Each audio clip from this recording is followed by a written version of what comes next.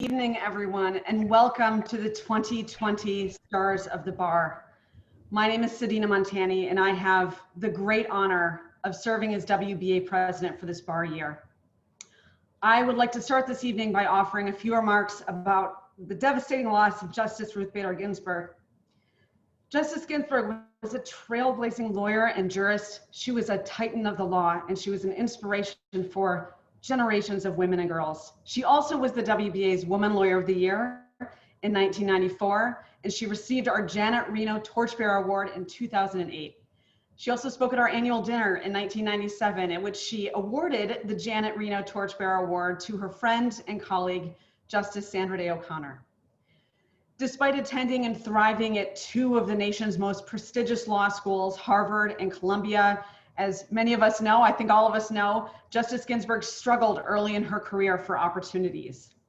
Indeed, as one of 9 women who began law school at Harvard in 1956, the dean of Harvard Law School famously once chastised her for taking the place of a man in her law school class. Despite her stellar academic record, she was rejected from numerous clerkships, including on the Supreme Court and other legal positions, because she was a woman and a mother, and because of her Jewish faith. Prior to becoming only the second woman appointed to the Supreme Court of the United States, she was the chief architect of the battle for women's legal rights. In 1972, Justice Ginsburg co-founded the ACLU's Women's Rights Project. And as its general counsel, she won 5 of the 6 gender discrimination cases that she argued before the court. Justice Ginsburg led a brilliant legal strategy in her efforts to dismantle systemic gender bias, often working with male plaintiffs to argue against gender-based state and federal laws. Justice Ginsburg called on us to fight for the things that you care about, but to do it in a way that will lead others to join you. Justice Ginsburg also has said that real change, enduring change, happens one step at a time. And she demonstrated the power of strategic litigation to effect real and enduring change. And while her march towards real and enduring change has ended, the many steps that she took during her incomparable life have brought us closer to the equality that she envisioned for our laws and for our nation. One of our WBA members, Kelsey Corcoran, a partner at Orrick, clerked for Justice Ginsburg. And Kelsey generously agreed to share with us some of her reflections about Justice Ginsburg for our event tonight. We will hear from Kelsey now.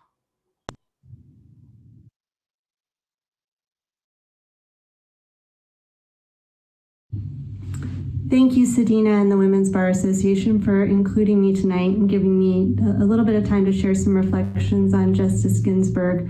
My name is Kelsey Brown Corcoran. I'm the head of the Supreme Court practice at Orrick, and I had the great honor of clerking for Justice Ginsburg in the 2013 term. I first met the justice in the fall of 2011 when she invited me into chambers to interview for the clerkship. I was not right out of a lower court clerkship. I had been pregnant with my son when I clerked for Judge Tatel on the DC Circuit, and then waited to apply to the Supreme Court until after my daughter was born. So by the time I was interviewing with the justice, I had a 4-year-old and a 1-year-old. And there's a well-known story that when the justice graduated from law school, she was very top of her class from Harvard and Columbia.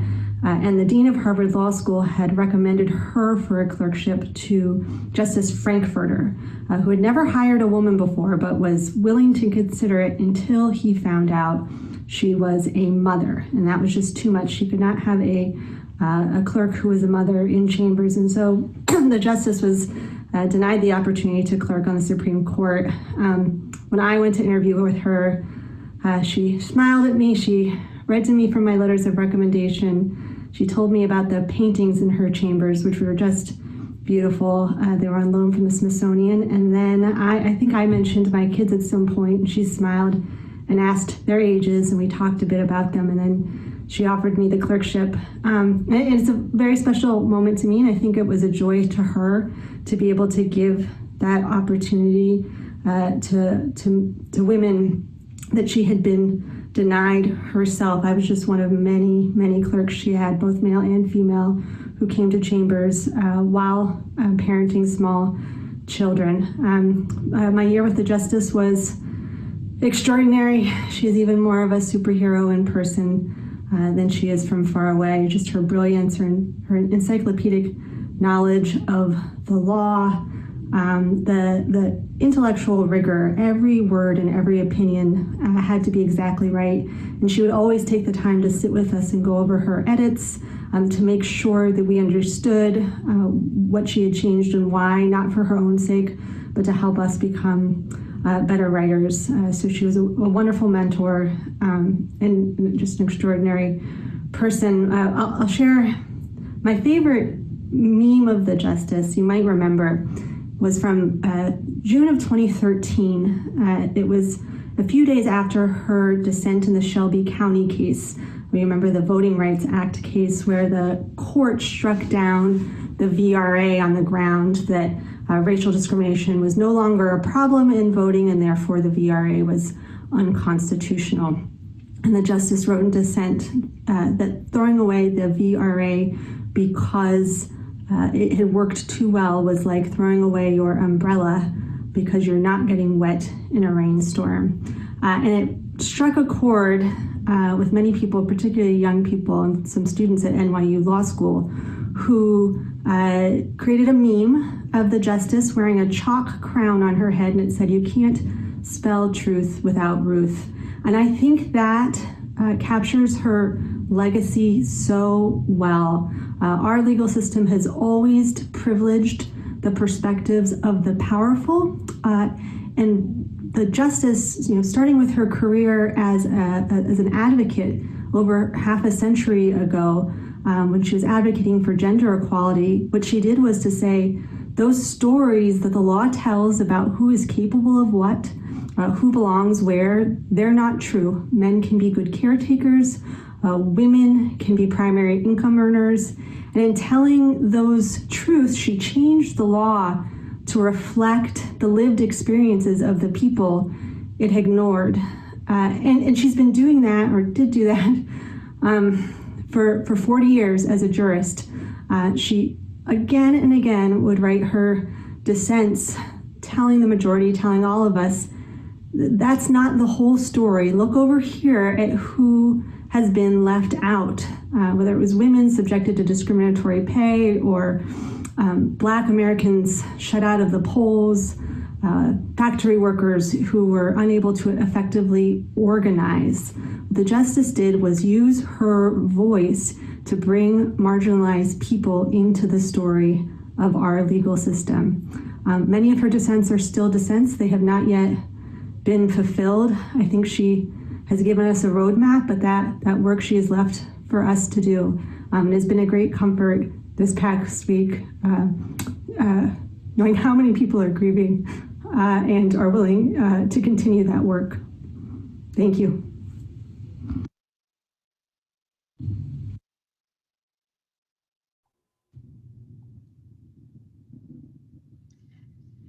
Thank you so much, Kelsey. Our hearts are with you and with everyone else for whom this is both a public and a personal loss.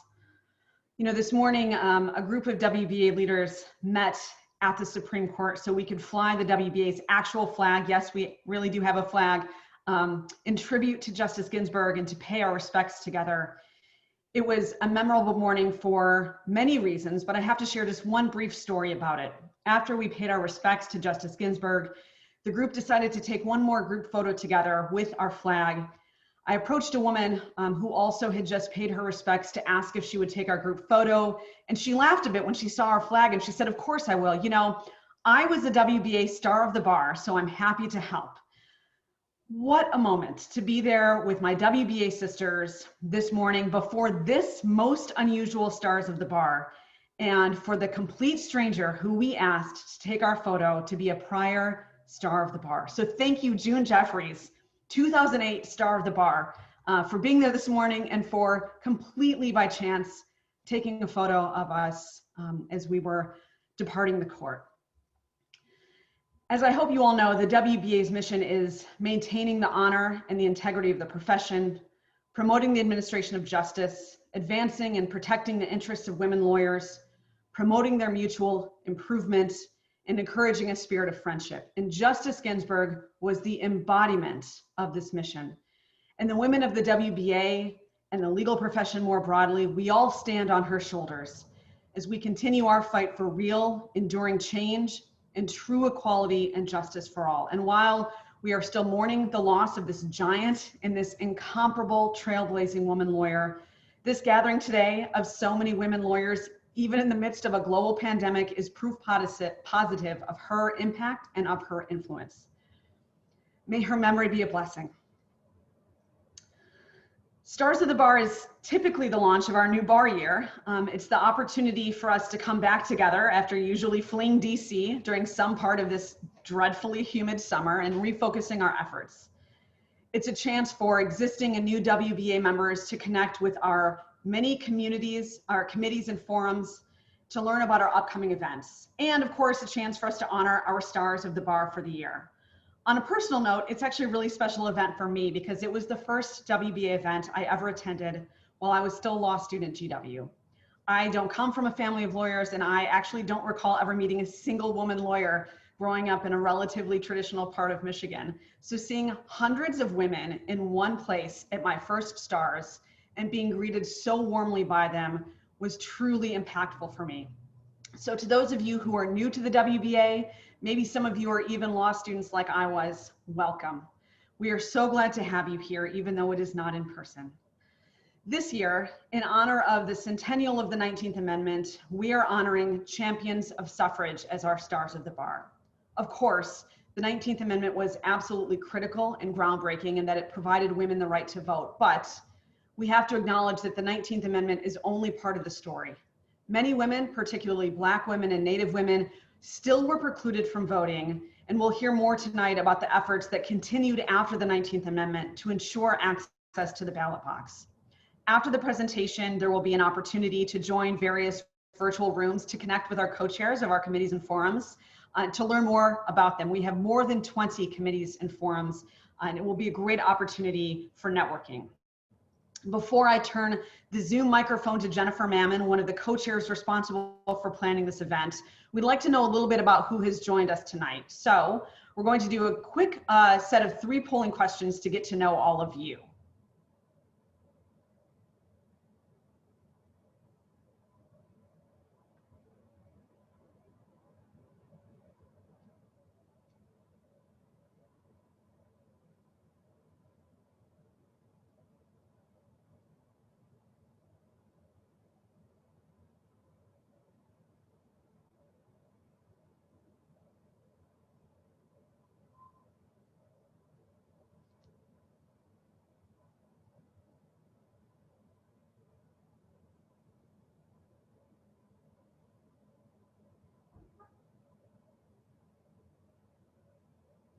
Excellent. I hope you all are able to see the poll results. It looks like we have lots of people from inside the DMV, but a pretty significant number, 15% from outside of the area. We have a great mix of folks in different types of practices, and we do have a number of folks who are not current WBA members. We're delighted to have such a diverse group of lawyers with us tonight. And I want to share to those of you who are not yet WBA members that you will receive a 15% discount on your annual membership if you join after this event. You'll get more information about how to become a member with that discount by email after this event, or you can reach out to our administrative team, admin@wbadc.org, to learn more. And with that, I will relinquish the Zoom screen to Jennifer Mammon. Jennifer. Thank you, Sedina. Now, in 1917, there were approximately 80 women practicing law in the District of Columbia. But at that time, women could not vote, they could not serve on juries, they were largely denied admission into law schools and the practice of law, and those who did practice were excluded from the local bar association. Now, declaring the need for women in positions of leadership in both the judiciary and the administration of the district, Ellen Spencer Mussey and Emma Gillette brought together 29 others and founded the Women's Bar Association of the District of Columbia. More than 20 years later, in 1941, the association successfully lobbied the Bar Association of DC to amend its bylaws to admit women. However, wisely recognizing the continuing need for and relevance of the WBA, The association elected to continue its work in support of women and women lawyers.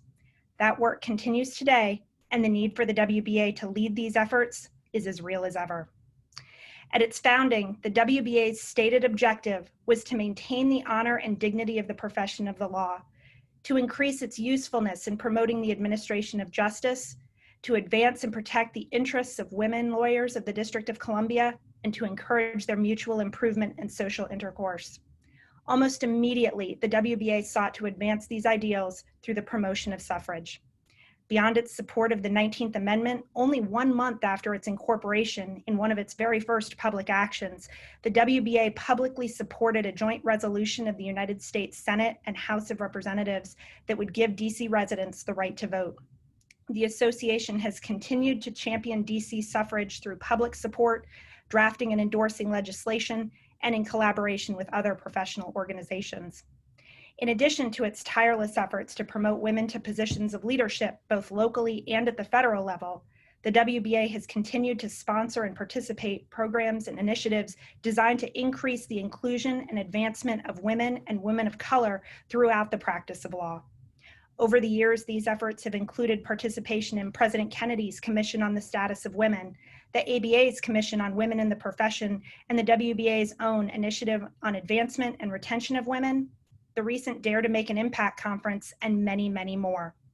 While much has changed since the WBA began more than a century ago, much more progress remains to be gained, and the WBA's role remains as vital as ever. The spirit of the WBA is embodied in this video we would like to show you that was prepared for our centennial celebration.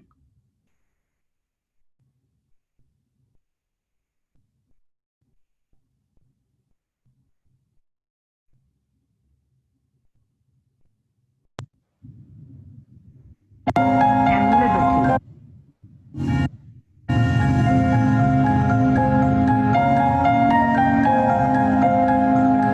I am liberty. I am a living symbol of all the women, creeds, races. I am the hope,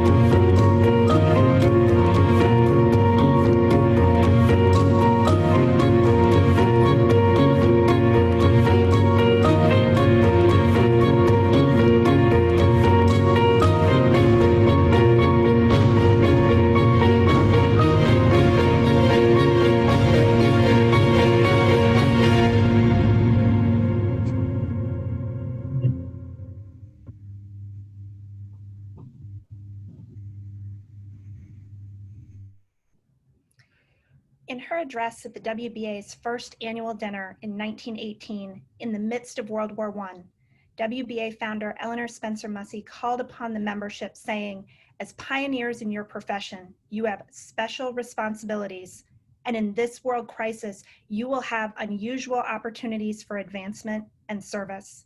May you all prove equal to the demands and opportunities of the present age.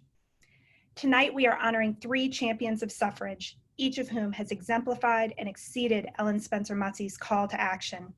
Through their triumphs, we will also be looking back on the last 100 years of voting rights for women and looking forward to the work yet to be done.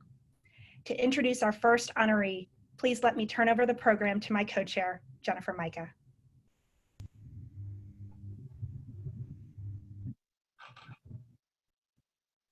Thank you, Jennifer. The battle for suffrage started in the mid-1800s with the Seneca Falls Convention. The need for a constitutional amendment in particular was identified after legal arguments relying on existing amendments to the Constitution were struck down by the Supreme Court. The first version of the 19th Amendment was introduced to Congress in 1878, but it would still take over 40 more years until a woman's right to vote was a law of the land. In that time, suffrage activists were arrested, they were beaten, they were force-fed during hunger strikes as they protested and organized for the right to vote. Black women also protested and organized in support of the 19th Amendment.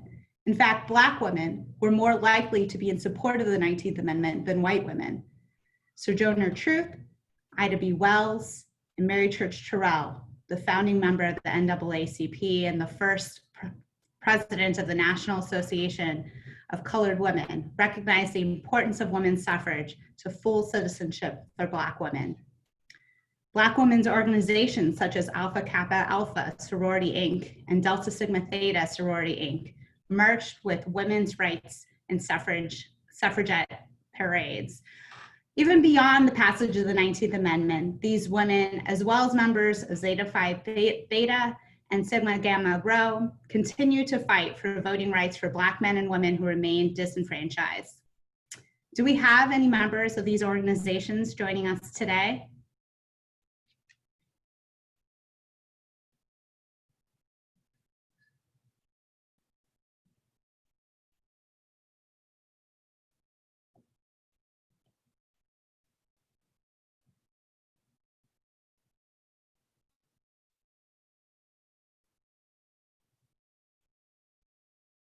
Excellent. It is so great to have you with us. Our first honoree was a suffrage activist who's often overlooked. Belva Ann Lockwood was an attorney in the District of Columbia at the turn of the century. She's known more for being the first woman admitted to the Supreme Court bar, a feat that required an act of Congress, and the first woman to argue before the Supreme Court. She also ran for president of the United States twice before women even had the right to vote, and she garnered over 4,000 votes. She also sponsored Samuel Lowery for admission to the Supreme Court, and he was the first Black man to argue before the Supreme Court. She's now buried in Congressional Cemetery on the east side of the Capitol Hill neighborhood here in the District of Columbia. It's also worth noting that Justice Ruth Bader Ginsburg was inspired by Ms. Lockwood. She wrote the foreword to Ms. Lockwood's biography and has spoken at events about her. In 2016, I was lucky enough to attend an event put on by the museum honoring Ms. Lockwood, where Justice Ginsburg sat on a moot court panel reenacting the oral argument for Bradwell versus Illinois. This 1873 case actually found that the 14th Amendment did not require states to admit women to the practice of law. What was particularly special about this moot court was that all of the advocates and panelists were distinguished women judges and Supreme Court advocates. So the outcome this time was a little bit different. Justice Ginsburg was given a jabot replicating the one that Ms. Lockwood was famous for wearing. And when Justice Ginsburg heard what the gift was, her excitement was palpable from the audience, and she quickly opened the package so that she could see it. I'm so grateful for the handful of times I was able to be in the same room as Justice Ginsburg. For being a pioneer of women lawyers and politicians and her contributions to the fight for women's voting rights, we honor Belva Ann Lockwood as a star of the bar. To accept this award, we are joined by Ms. Lockwood's biographer, Dr. Jill Norgren. Dr. Jill Norgren is a professor emerita of political science and women's history at the City University of New York. She has written many books of legal history and biography, including her most recent, Stories from Trailblazing Women Lawyers. She is currently co-authoring A History of Women Who Ran for Elective Office between 1850 and 1920. We will now hear from Jill Norgren.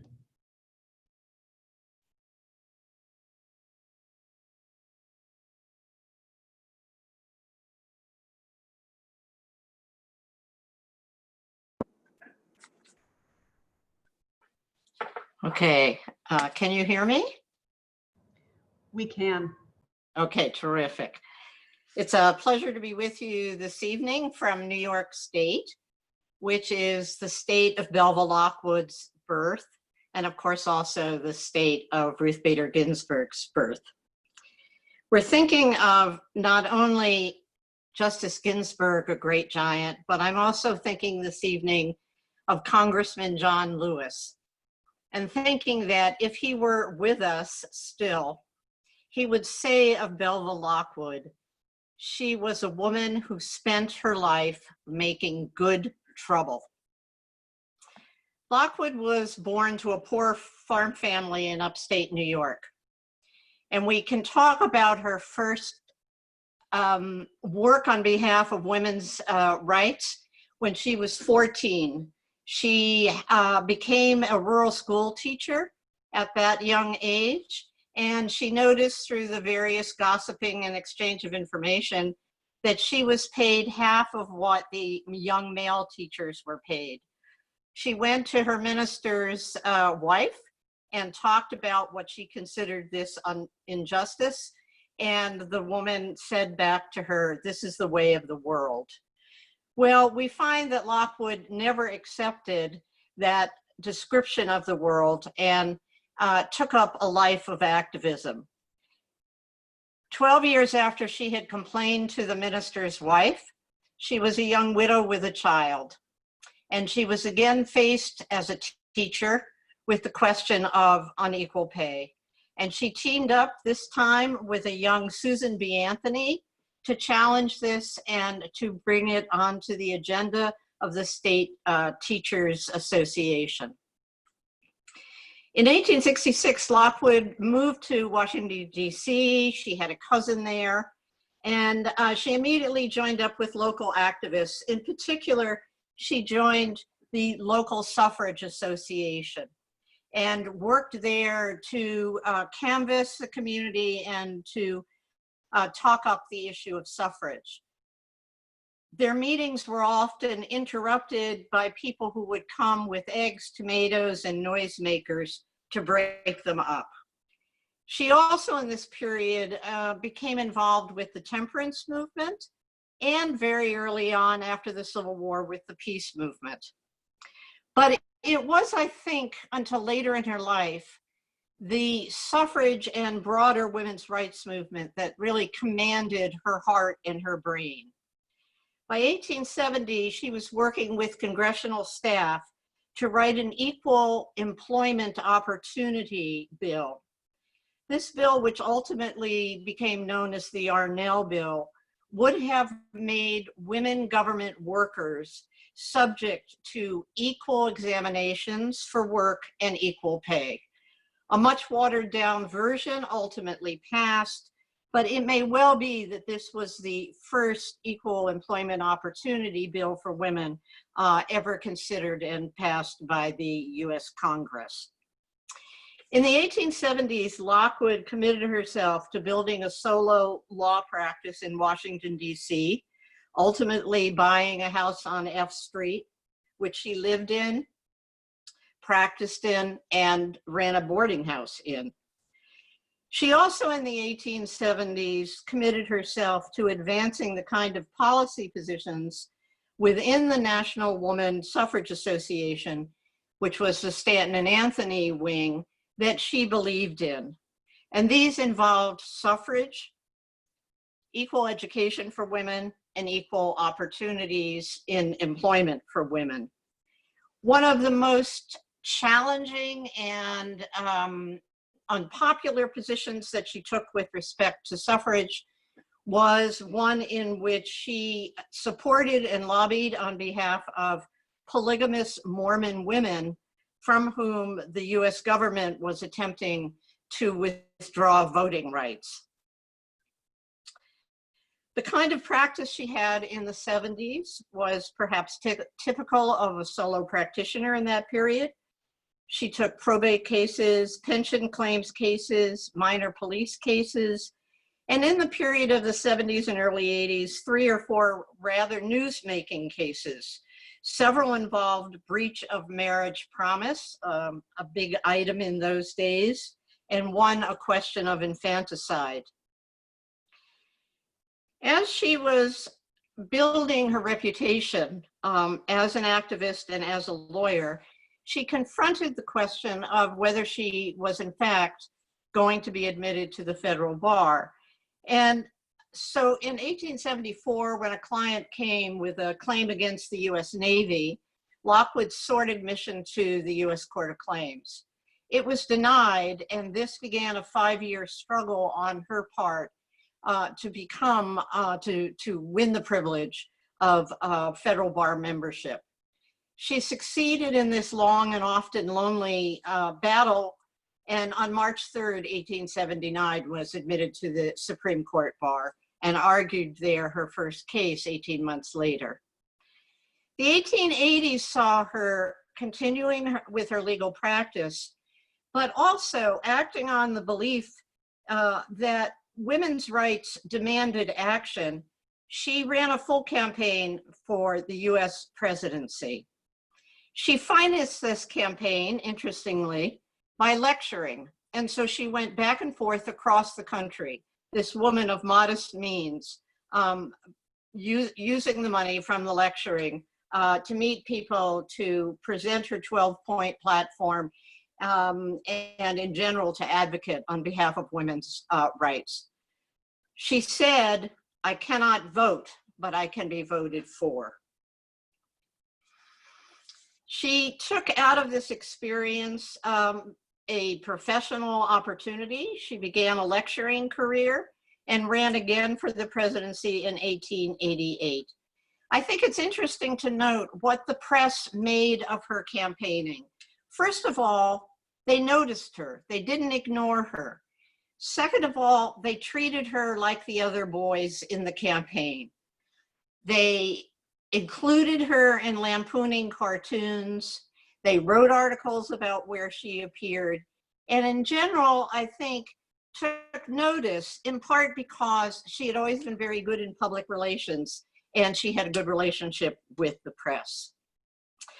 Lockwood closed out her legal career in 1906, winning for her clients, the Eastern Cherokee Nation, a portion of a claims case against the US government and the Western Cherokee Nation. What can we say, what can today's women lawyers draw from Belva Lockwood's life experience and her career?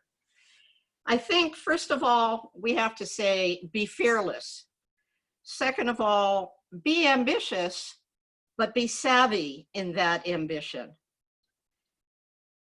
Third, reach out for new experiences. And here I think Lockwood was very similar to a number of the other successful women of that period. Lockwood, of course, reached out by running for the presidency, for example.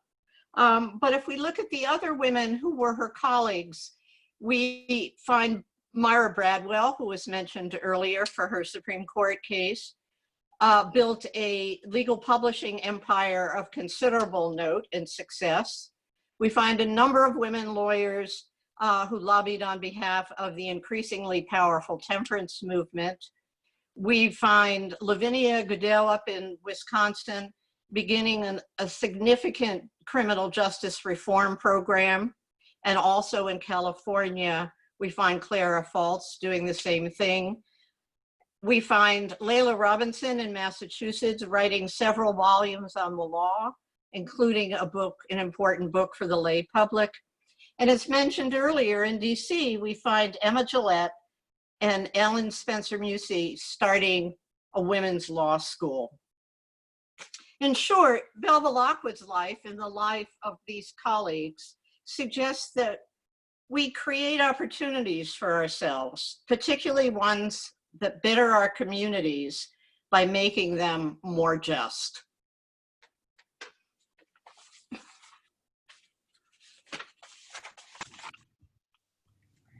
Thank you so much for those remarks, Dr. Jill. They touched such a personal chord for me, and I truly enjoyed them. I'm now going to turn the floor over to WBA President-elect and WBA Foundation Liaison, Bridget Bailey Lipscomb, to talk about the Voting Rights Act and our next honoree.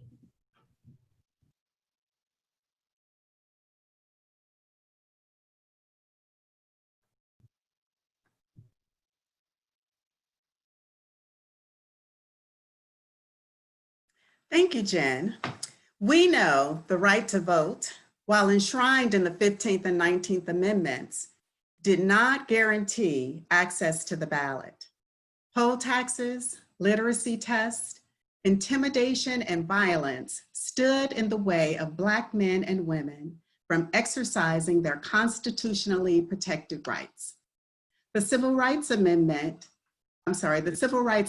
of 1957 established the Civil Rights Section of the Department of Justice and empowered federal prosecutors to obtain court injunctions against interference with the right to vote.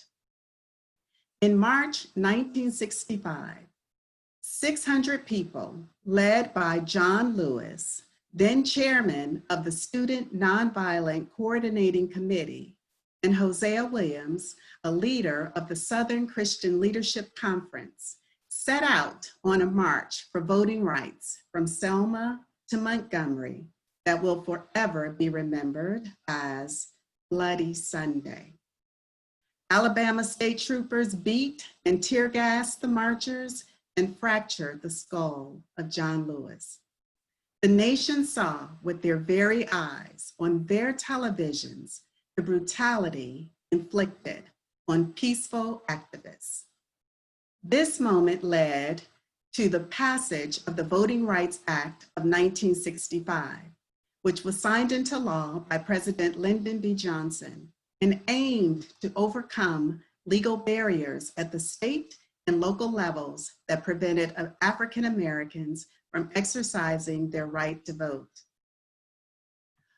While all of John Lewis's contributions are too numerous to mention here, we reflect on the preacher boy who became an ordained minister after graduating from the American Baptist Theological Seminary in Nashville, Tennessee.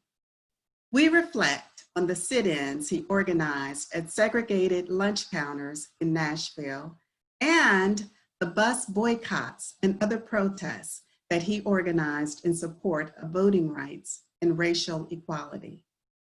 We reflect on the more than 30 years of fighting the good fight in the United States Congress as a member of the House of Representatives from the 5th District of Georgia.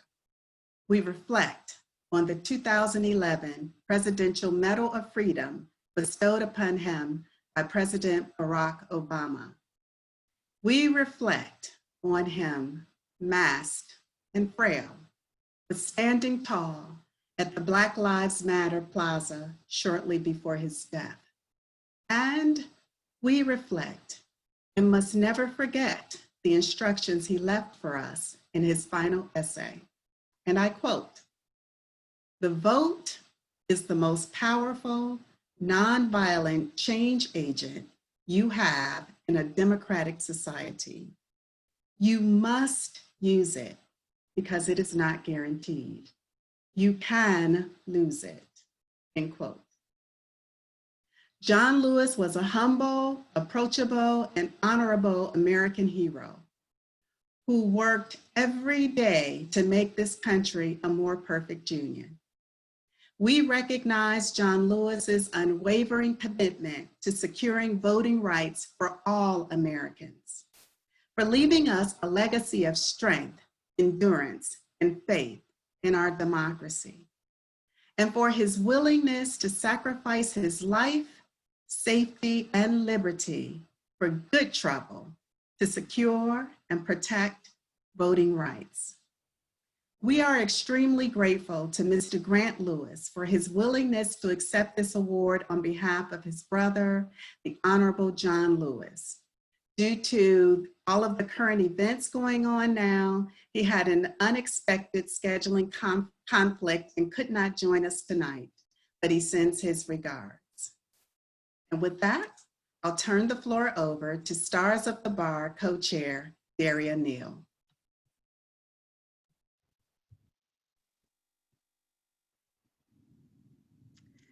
Thank you, Bridget. So the baton has been passed.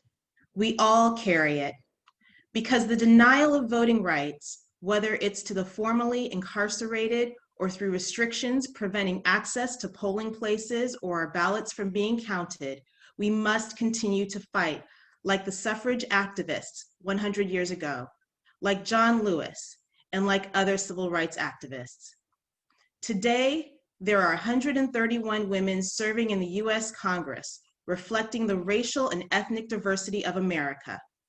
And yet the first 2 Native American women were just elected in 2018. Are you getting involved with voting issues this year?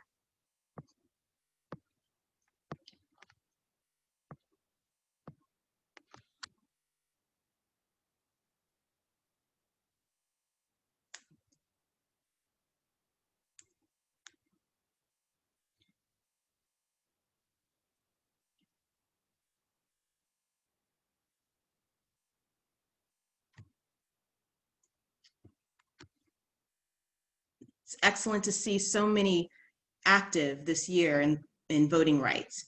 And for those of you who are interested but need more information, be sure to check out the action list on the website for this event.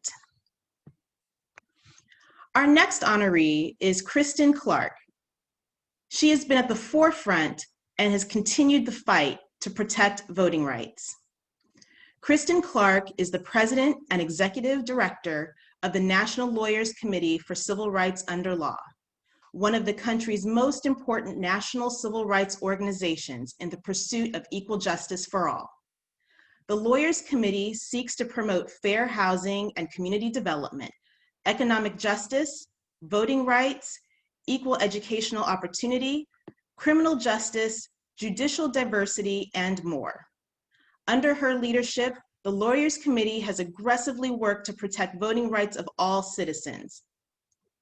It has filed lawsuits to remove barriers to absentee and mail-in voting in Missouri, Alaska, and Pennsylvania, and has pushed to expand access to absentee and mail-in voting in Mississippi, Tennessee, and Ohio.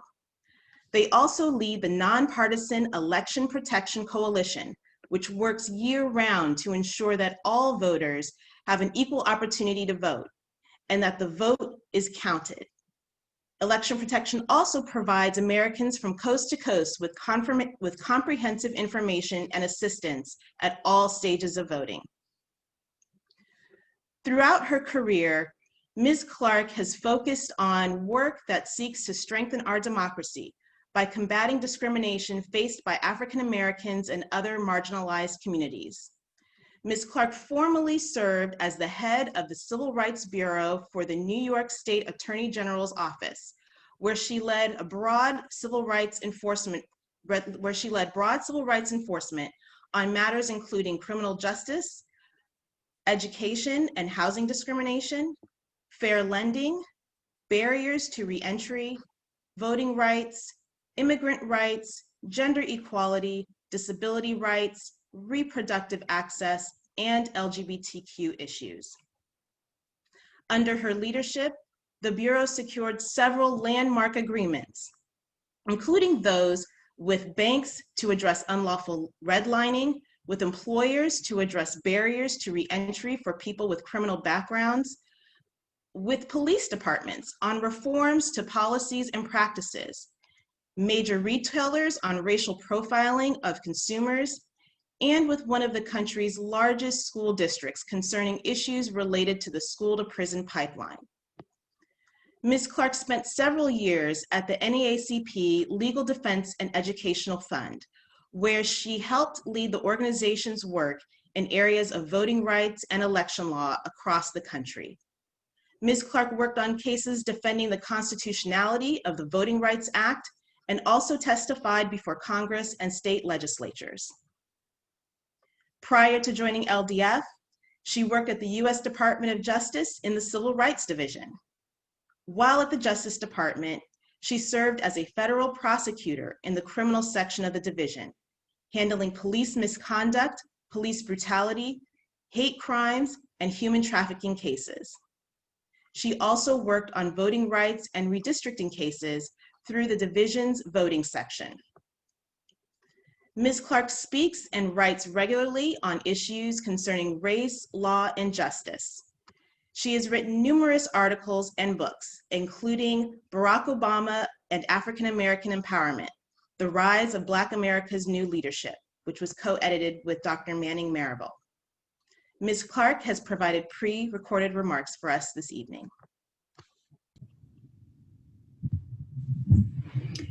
It is my pleasure to address the supporters of the Women's Bar Association of the District of Columbia. Let me begin by saying how humbled I am to receive this year's Star of the Bar Award. This award has special meaning coinciding with the year in which we are marking the 100th anniversary of the 19th Amendment, and I am most grateful for this recognition. The organization that I lead, the Lawyers Committee for Civil Rights Under Law, was created in 1963 at the request of President John F. Kennedy in order to move the struggle for civil rights and for voting rights from the streets to the courts. You all know as well as I do that there are two weapons that have proven especially potent in prompting change in our democracy: the right to protest and the right to vote. These rights, which lie at the heart of democracy, have helped to prompt change and transformation that have helped to make our nation a better place.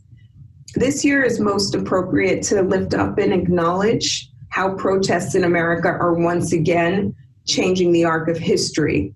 In the protests that are happening right now, I see the legacy of those who came before us, and I also see the leadership of some amazing young people who are really moving our nation forward. They're also serving a vital purpose in our imperfect nation's ongoing pursuit of equality. Right now, at this very moment, we are also witnessing the power of the ballot. Americans across our country are taking action to make their voice heard in 2020 amid an unprecedented pandemic. People are out early voting. They're voting by mail. They're making a plan to vote on Election Day itself. What could be more patriotic than that? But we know that these rights and access to these rights have been incremental, especially when it comes to Black people and Black women and their full and equitable access to the ballot and to peacefully protest. Warriors like Fannie Lou Hamer and many others courageously leveraged their voices to ensure that all women would have access to democracy, and that work continues today. We continue to see wide-scale voter suppression efforts, purging of the voter rolls, shuttering of polling sites in communities of color, efforts to make it harder for people to vote, officials that are simply not doing enough amid the pandemic to make it easier for people to vote. So while pleased to receive this award, know that I intend to use this moment and this award to redouble my work, my effort, and my fight to ensure that all people, including those who have been historically marginalized, have full access to democracy. These are hard times, but I am hopeful. This award makes me hopeful, and I hope that this year's celebration provides a source of optimism and strength that helps to collectively move all of us forward in our important work. Thank you so much.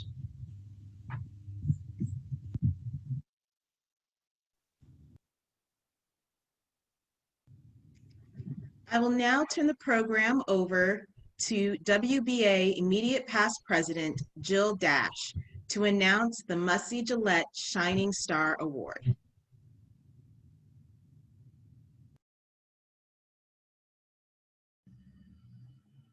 Good evening, everyone. It's great to be with you. The Women's Bar Association established the Mussy Gillette Shining Star Award in 2007 to recognize WBA members who, through their vision and sustained and unflagging dedication to the WBA or to WBA committees and forums, have made extraordinary contributions that have advanced the mission of the association in the best tradition of leadership exemplified by the WBA's founders, Ellen Spencer Mussy and Emma Gillette. Each year, our immediate past president, happens to be me this year, selects a member who has epitomized the principles set forth by our founders. This year, I am proud to say our awardee is Janine Herring. It is my great honor to present this year's award to Janine. I have served the WBA for almost 20 years, which means I am getting old. And for 14 of those years, I've been fortunate to serve as part of the WBA leadership. In that capacity, I'm always scouting for new leaders to help grow and advance this great organization. The thing about a great leader, though, is that she might make it look easy, but it's hard work, as many of us know, and that's why great leaders can be hard to come by. I remember very vividly having lunch with Janine just after she graduated law school and as she was beginning her career. She was clearly energetic and earnest, willing to roll up her sleeves and pitch in where needed. But I have a lot of those lunches and coffees, and not every one of them ends up being somebody who will really stick with us and do the wonderful work of the WBA, and we've all seen that. But every once in a while, you stumble on a really special leader like Janine who rises above the rest.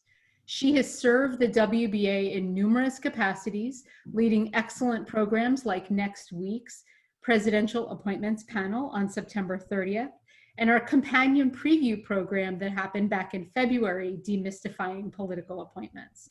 Both programs aimed at setting up women to lead where they've been missing in the past. Before building these programs, she served enthusiastically and reliably on the Executive and Judicial Endorsements Committee, as well as on our Mentoring Committee. It's clear when you meet Janine that she works on these programs because she truly cares about lifting up all of the wonderful women in our network. And all I can say is that's the best thing that we can say about any of our sisters.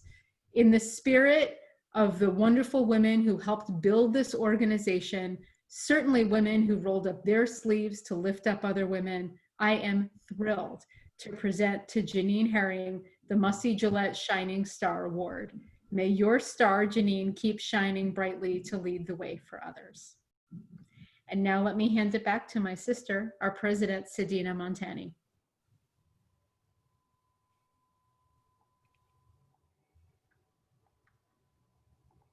Excellent. Thank you, Jill. And thank you all so much for joining us for tonight's presentation. And a special thank you to the co-chairs of the Stars of the Bar committee who planned this outstanding event, Jennifer Mammon, Jennifer Micah, and Darian Neal. This Stars of the Bar has been like no other. And the three of you took the beginnings of a vision for this event and have turned it into a true multimedia occasion. We have heard from amazing and engaging speakers. You have educated us. We have a beautiful programming memorializing the event, which if you haven't seen it, will be sent to you by email. It's really lovely. We have videos for each of our committees and forums, which are viewable on the event site and will soon be available on our new website. We have action items and reading materials on the important issue of access to the ballot box. And now we are about to do a virtual networking in various rooms so attendees can get together. The only thing missing tonight is some cheap white wine and some hors d'oeuvres, but we'll let it pass this year. But seriously, thank you for your vision and for your time and for your commitment and for your enthusiasm. Our networking sessions will begin in just a moment at 6:30, so take a quick break and then join us back for the networking sessions. To do so, Simply navigate back to the event landing page from which you got to this Zoom. And from there, you should be able to connect with the various Zoom rooms in which our committee-informed co-chairs are available for networking. You'll also be able to hop in and out of those rooms. We're really excited about this platform. And you will be able to connect with board members from our supporting sister organization, the Women's Bar Association Foundation. Now, as you can imagine, we have not yet done an event with more than 20 breakout rooms. So if you happen to access a room and you have issues, please hop back to the main landing page and try another. There also should be a chat function to alert our team if you're having technical issues. You may need to refresh the landing event page if the Zoom networking events do not, or the rooms, excuse me, do not appear. And as a final reminder, a shameless pitch before we break out for networking, if you are not yet a member, and if you are inspired to join us, you can receive 15% off of your annual membership dues. You do not need to be a woman or a lawyer or in DC even to become a member. You just need to be committed to our mission of advancing and protecting the interests of women lawyers. Thank you all so much for joining us, and I hope to see you shortly in our breakout rooms. Have a great evening.